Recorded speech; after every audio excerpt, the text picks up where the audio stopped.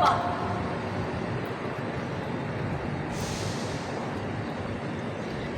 Sebelumnya, perkenankan saya untuk meralat ucapan jaksa. Apapun yang saya katakan adalah hitam putih diri saya, merah biru abu-abu saya, belang loreng, gelap cahaya diri saya. Nama saya Sumbar, seorang perempuan, seorang TKW, seorang pembunuh, dan seorang pesakita. Bagi saya, perjuangan, harapan, dan penderitaan semua butuh keberanian. Tapi harapan jadi penjara bagi hidup saya. Tidak, sekarang saya sudah bebas dari harapan. Kehidupan saya penuh dengan ketakutan. Tapi saya harus berani. Karena hidup dan mati adalah dua buah keping nasi. Dan keping kematian yang terbuka di telapak tangan saya, itulah yang harus saya jalani sekarang. Dengan berani, dengan senang, sakit, dosa, pahala, semua sama. Ada resikonya. Inilah saya, Sumbara. Saya siap mati. Jangan ditayang dan jangan dipotong. Kalau waktunya berhenti, saya akan diam selamanya. Dari kecil, saya tidak pernah mendongakkan wajah saya, apalagi di Karangsari, tempat saya dilahirkan. Orang-orang Karangsari selalu membuat saya tunduk dengan tatapan mereka, dengan bisik-bisik mereka. Ketuduhan itu berulang di sebuah madrasah. Pak Kasim, guru madrasah saya, menerangkan,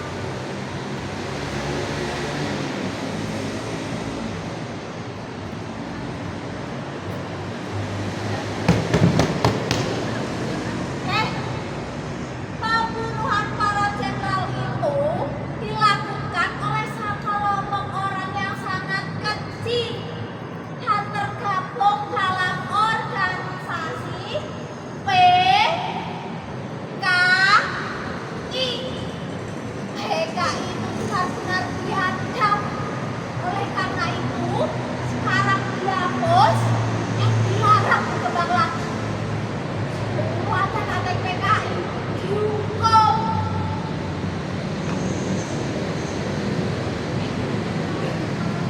PKSI Semarang kan PKI. Oh iya. Serta waktu itu bapaknya si Semarang itu juga habis dari laga disaksikan seluruh warga kampung.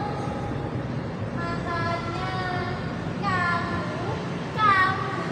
kamu semuanya gak usah ikut sama si Semarang itu. Nanti diciduk. Modern.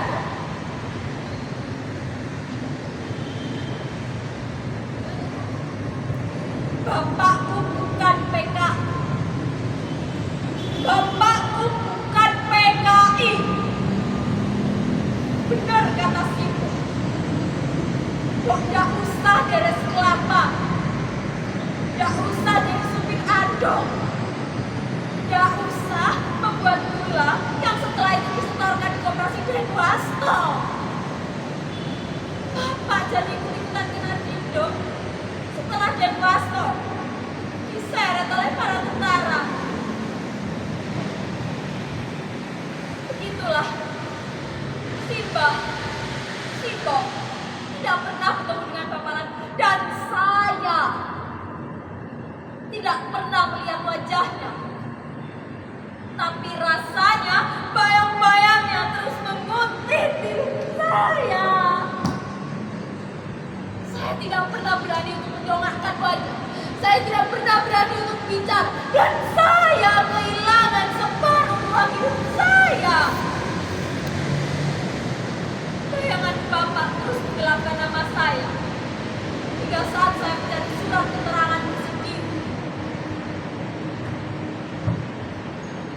Pada akhirnya,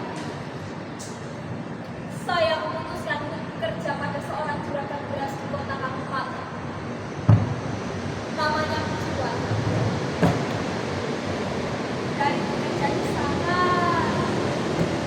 saya berkenalan dengan seorang lelaki.